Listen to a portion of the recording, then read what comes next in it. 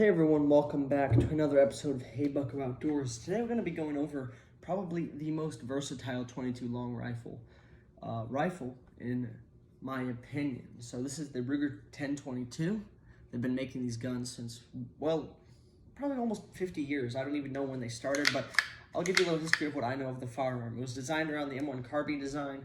The bolt design is similar. If you look at a picture of the M1 carbine and this side by side, this is basically just a scaled down version, especially when you get into like the Mini 14 and the Mini 30 and things like that.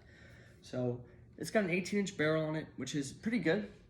You can hit stuff pretty accurately with this out to 100, 150 yards if you had to. I know my buddies and I went out to the farm last Sunday and we were plinking around at like 100 yards and we were surprised at how far we could hit with this thing accurately, which is something I've noticed about Ruger firearms, is that they're pretty thoughtful and they like to really take pride in everything they do when it comes to firearms.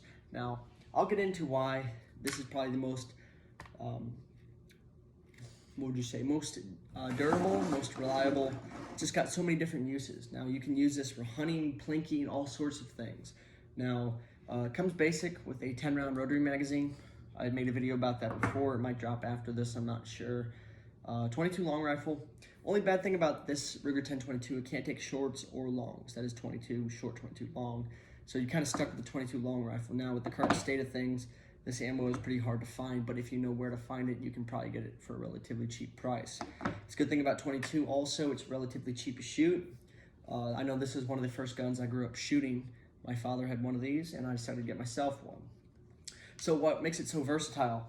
Well, all the different magazine choices. Everybody and their brother on the aftermarket wants to make magazines or different stocks or parts. You've seen the stock I've had for this in a previous video. Actually, it's right under my butt. The stock right here, a little tack stock, if you want to do some home defense or some bushcraft survival type stuff.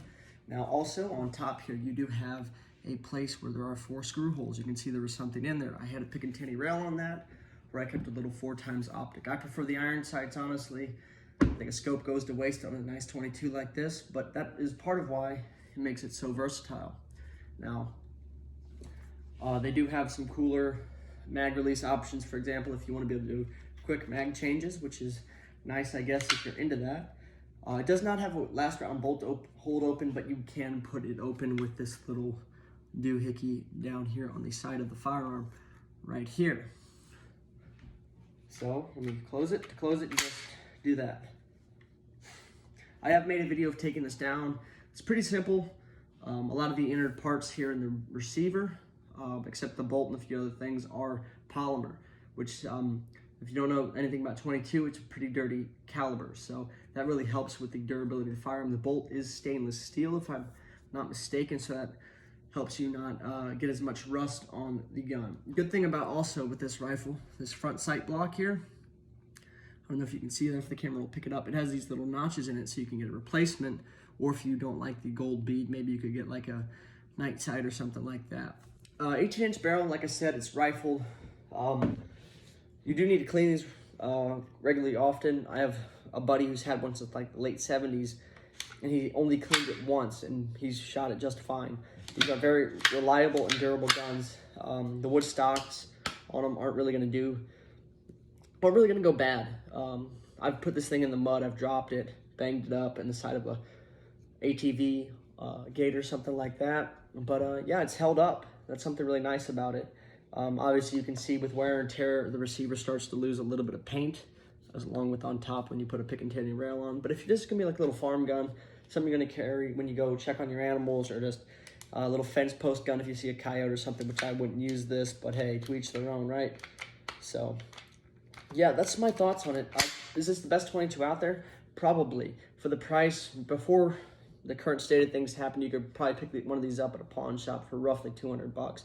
And the good thing with the older ones too, as far as I'm concerned, I'm pretty sure they take the BX25 and the aftermarket ones. If I'm mistaken about that, please correct me. But when you get the firearm, usually it comes with the rifle itself, a trigger lock, little instruction manual, and a 10-round magazine. If you're stuck in California or one of the commie states, you're going to be stuck with this. However, in the state of Missouri, thank God, we can have as many rounds as we want. I could get a 200-round drum for this if I want. You can get a trigger crank as well to make this thing fire faster, if that's still legal.